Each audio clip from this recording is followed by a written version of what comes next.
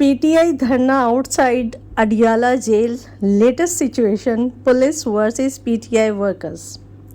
Video में देख रही हूँ और मैं देख रही हूँ कि वहाँ पर हलीम, नान सब लोगों में तकसीम किए जा रहे हैं और खाए जा रहे हैं। डिनर किया जा रहा है रात को, लेट नाइट। बच्चों ने वहाँ पर दुकानें सजा ली हैं, छोटी छोटी सी चाय के बर्तन लेकर बैठ गए हैं, चाय बनाकर वो सेल कर रहे हैं। दिख तो यही रहा है कि उन्होंने अपनी छोटा सा एक चूल्हा और सामान रख लिया और वो वहाँ पर जो भी चाहता है उनको चाय भी बना कर दे रहे हैं।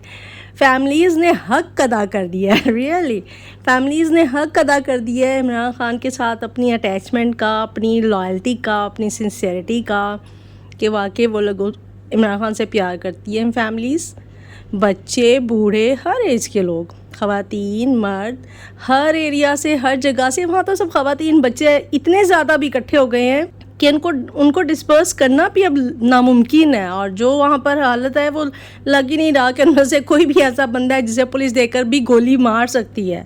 Means it's amazing.